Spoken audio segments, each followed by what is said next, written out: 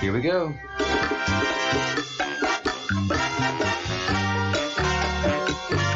Get ready.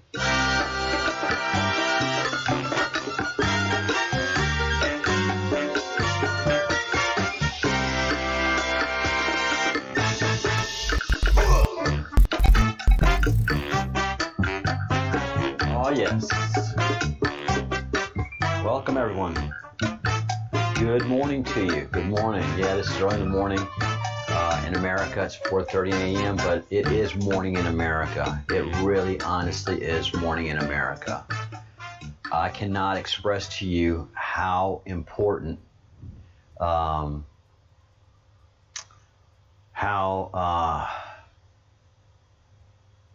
much of a game changer General Flynn taking the oath was. I mean, I saw it day before yesterday and reported it yesterday and thought about it all night and this morning, and it is a massive game changer. This gives a battle flag to unite under, and if you're in the military, you swear your oath to the Constitution of the United States of America. You don't swear it to the leader, you don't swear it to the Army, you swear it to the Constitution. And then you are in your division, or your post, your fort, if you're an Army soldier. And you have your post flag, your post battle flag. You know, whether it's 3rd Infantry Division, 4th Infantry Division, which I was in, you have your 4th Infantry Division patch that goes with your flag. And those two things are united together. So I have my flag and I have my patch, and my patch has Q on it. And I have a general that is participating. I am not very sure of the command structure. And whenever I was in the Army, All I knew was the command structure of my unit. I really never knew who the general of the post was. We had to change a command ceremony. I heard a speech. I couldn't have told you who that general was, who the sergeant major was of the post. So all of those leadership roles, you just put your trust in and understanding, and you understand that the people that entrusted these people in these leadership positions have ordained them to be worthy. And then once you get up to the Department of Defense, you kind of know who your secretary is because there's pictures of them and their name in the hallway of the battalion headquarters. But it isn't until you get to the Secretary of Defense, that's whose name really rings out at you. But then ultimately it's the president, it's your commander in chief who's the one that gives you your marching orders. And when you sign up for the military and you sign up, that's your boss. That's your boss. So when you swear the oath, you choose to follow that person. You surrender your rights as a citizen to be managed and directed by the laws of the Uniform Code of Military Justice. And if you choose not to do that, you can leave the Army. It's not going to be a pleasant process. It's going to be a dishonorable discharge, but you don't have to do that if you don't want to.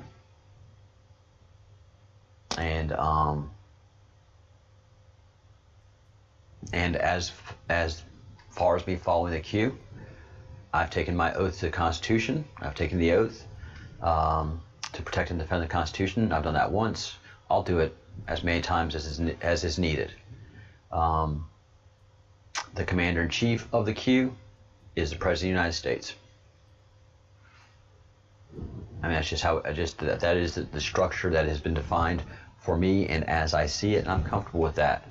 And that General Flynn is part of the leadership, which he clearly is, and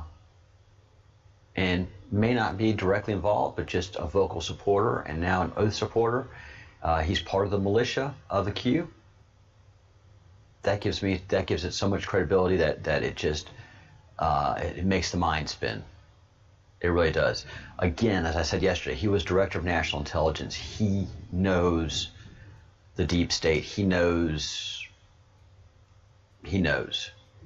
And he understands the Q, has been talking about the Q for a while, and now that he's out from under that cloud of the deep state ruining his life, he's taken the oath and he's part of the Q.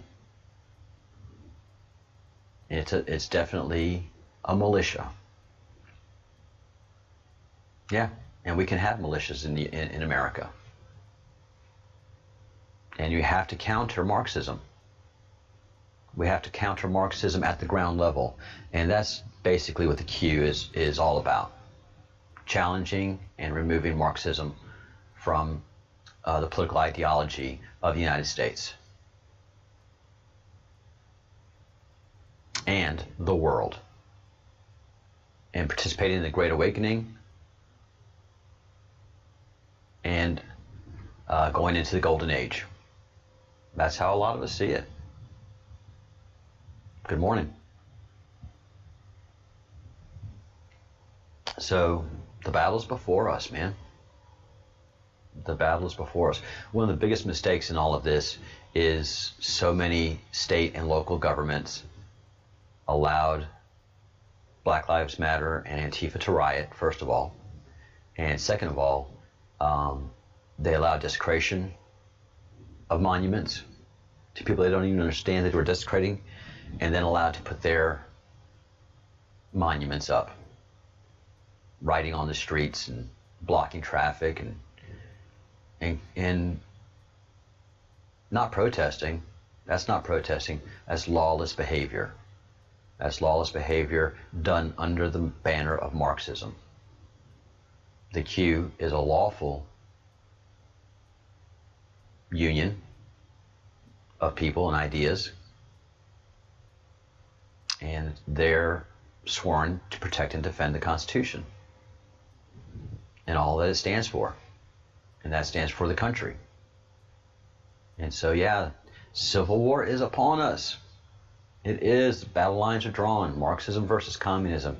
It's not Democrat versus Republican. It's good versus evil at this point. And that's what a lot of folks are saying. It has nothing to do with Democrat or Republican anymore. The ground game has changed, and they've forced it to change. People are happy asleep. People are happy watching their Oprah. People are happy watching Wheel of Fortune and, just going about their daily lives. But the march of Marxism on America is causing people to wake up left and right every single day.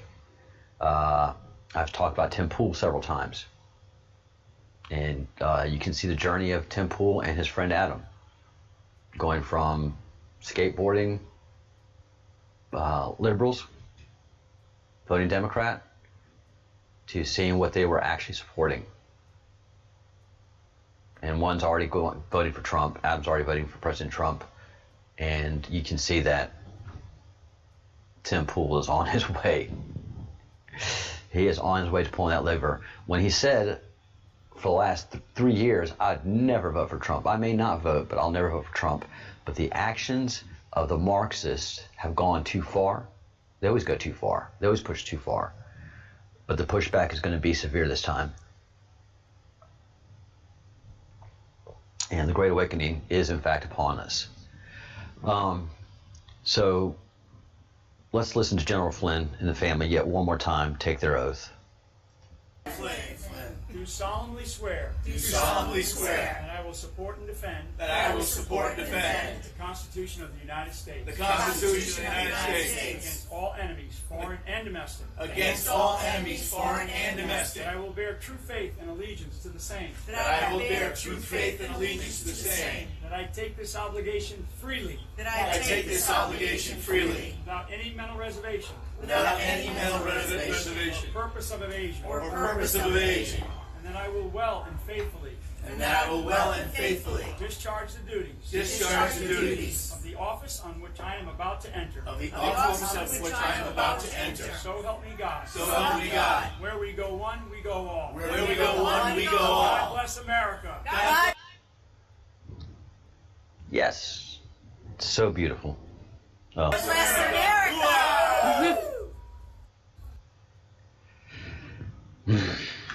Still gives me chills. Still gives me chills. And something that General Flynn put up June 29th on his Twitter. 2% of the passionate will control 90% of the indifferent 100% of the time if we don't wake up. And that's what's been going on.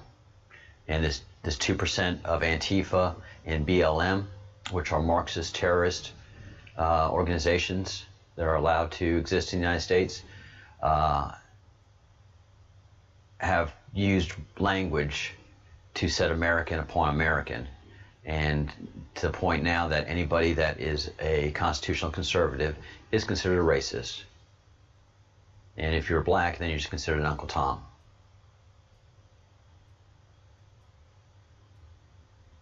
Hardworking people won't stand for that nonsense. Nope, not going to happen. And we lost Charlie Daniels yesterday. That was heartbreaking. That was truly heartbreaking. He is an American institution, by all means.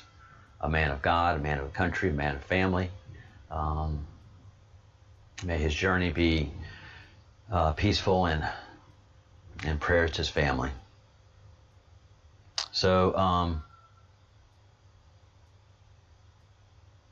here's General Flynn's page on Twitter, and if you haven't followed the General, please go follow him. And where we go one, we go all. Atlanta's mayor, Keisha Bottoms, has the virus.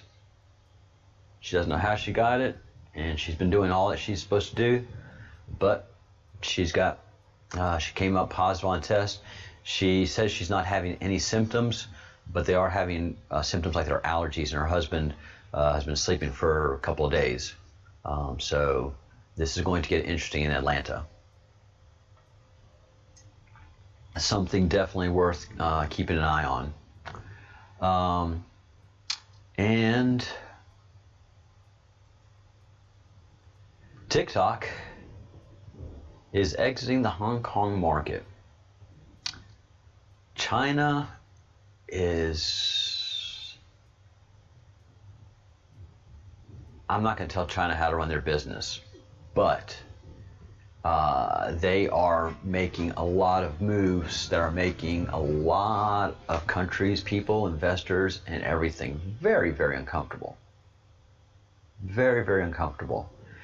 Over the last 10 years, under the current leadership, they have been exercising very strong arm tactics against their own people and against their neighbors and against their business partners.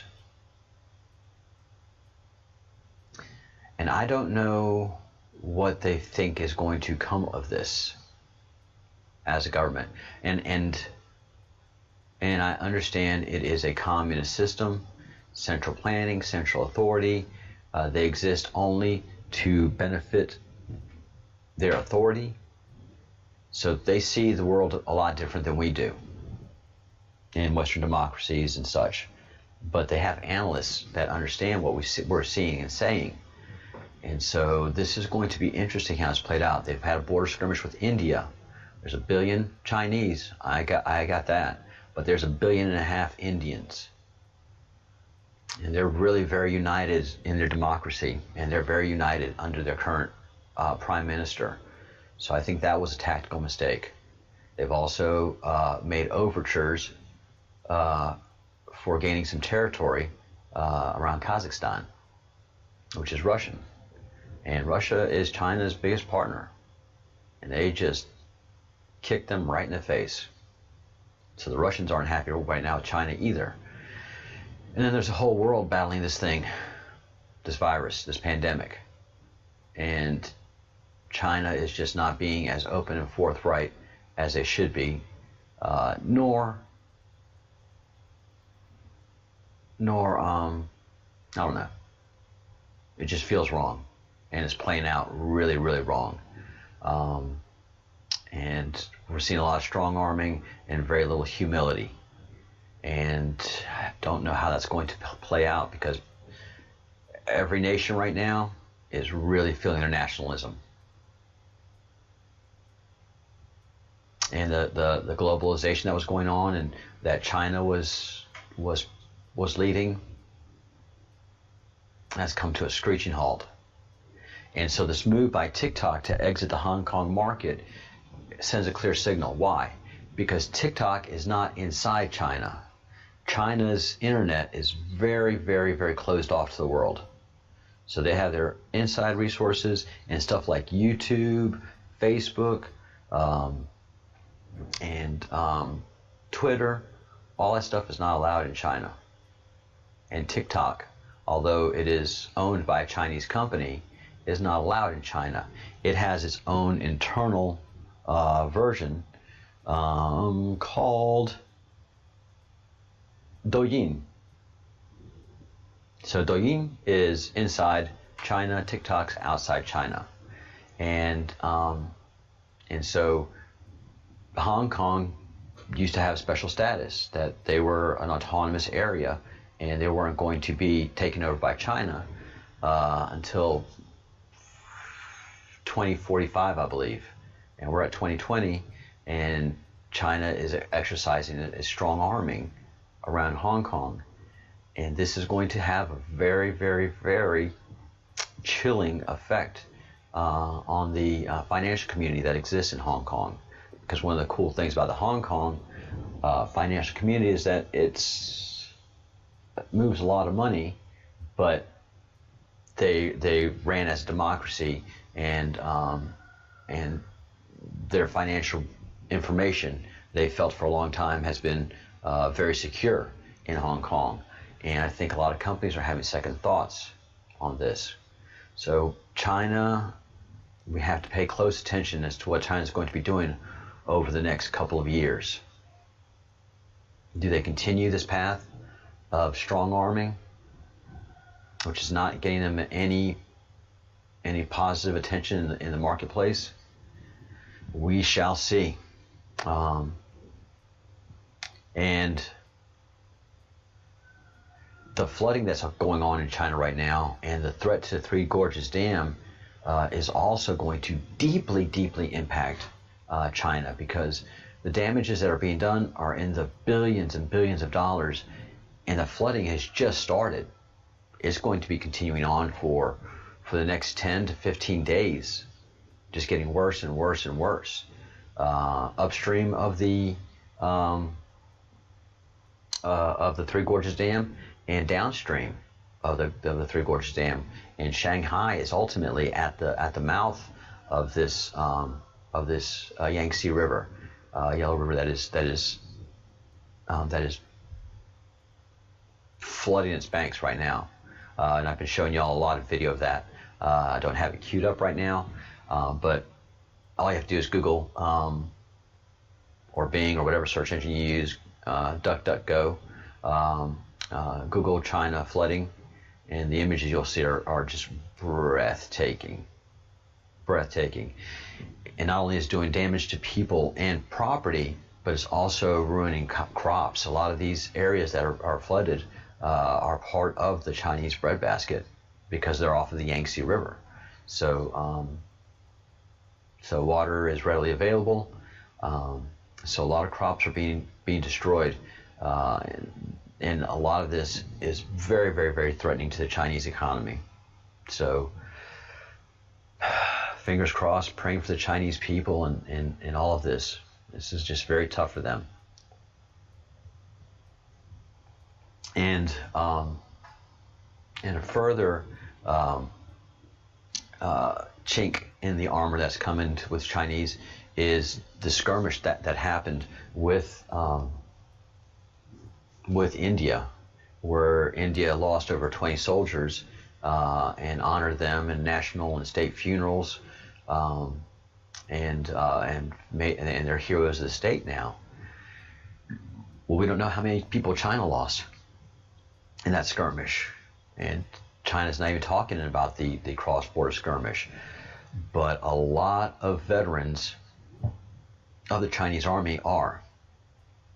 A lot of veterans are not happy at all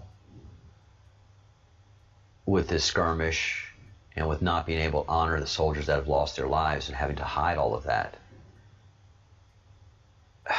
That hits us veterans in the gut if we can't honor soldiers who've lost their life on behalf of their country. Much less talk about them, not have any state funerals. And so this is putting a very big wedge between the Communist Party and the People's Liberation Army. So these are going to be very, very interesting days over the next couple of years, and seeing what's going to be happening with the political direction of China. I don't think strong arming is the way to go for China. I just don't think so. It's that communist system is difficult to maintain in a country that has become so very, very, very prosperous. One of the points I've made is that Chinese people cannot own the land that their houses are on. That's owned by the people. So if you buy a house, you own the structure that property's on, but you lease that property from the government. And that's a great way that the Communist Party has been making a ton of money, is that the land is leased. It is not owned. But as you become middle class and upper class, you want to own the property that your house is on, and you want to own some other properties, and you want to own that property. So this is becoming a rub as well within the people of China, because they are no longer an impoverished nation. Well, they are. In many ways, they are. They still have a great amount of poverty, and a lot of the countryside is still very, very, very rural and very, very, very impoverished. It really is. So China still has to work through that, but they have major cities: Beijing, Shanghai, Hunan province. And the cities have just gotten huge. So you just have a burgeoning middle class and working class that aren't really down for those communist ideals. Communist ideals are based on Marxism. Marxism's whole thing is that we're going to share everything. We're going to take profits away from the rich and give it to the working class, or what is the poor. When your working class are no longer poor, they no longer subscribe to Marxism. The only people that subscribe to Marxism are the impoverished people that really want money. And they use a political ideology to get it. And what happens with capitalisms with capitalistic countries that lose their system of education, you have a wealthy country looking at itself saying, well, I don't deserve this wealth. We all should just be equal at the point of a gun. So we just don't need to have billionaires in America. We really don't need to have millionaires in America. And that kind of mentality, that kind of cancerous mentality, starts to infect the youth, the idealistic youth that have never ran a company, that have not managed a large amount of people, that has not developed a career, that doesn't have children and grandchildren to care for, and fundamentally become wise to the ways of the world. It is only your idealistic youth and people that don't have steady jobs that embrace this Marxist ideal. Now, the middle class that do, like, oh, everybody should be equal and all, Black Lives Matter more than any other life. It's just these people in Marxism learn to work their feelings, and whatever works and can be used against constitutionalists and capitalists. Well, they find that and they swing that bat really hard. And they've been swinging it all over America. But the thing is, people get hit by that swing and they don't like it. So for every action, there's an opposite and equal reaction. For every Antifa and BLM, there will be a Q. For every deep state, there will be a Q. For anybody that is going against the Constitution, there will be a Q. So, thank you for joining me today. It's part of the Great Awakening. Where we go one, we go all.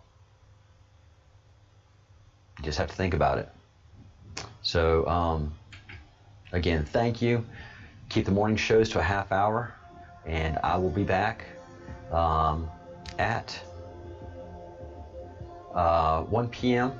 Washington, D.C. time, 7 p.m. Madrid. And hope to get a lot of folks who are in the queue from Europe and from Australia and from around the world on these early shows, and just connect what's happening with the United States with what's happening around the world. So that's what we do here at the Breadcrumbs Project. Follow the breadcrumbs, report and analyze, and look for the truth. 3 things: think good thoughts, do good deeds, and say good things. That makes for a good life. Practice forgiveness, and let's look out for each other.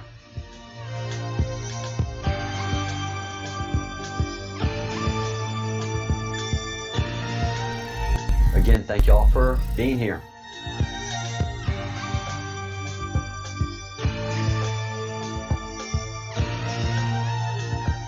I will see you in 9 hours. Nope, not 9 hours. 8 hours. 8 hours. See you guys in 8 hours.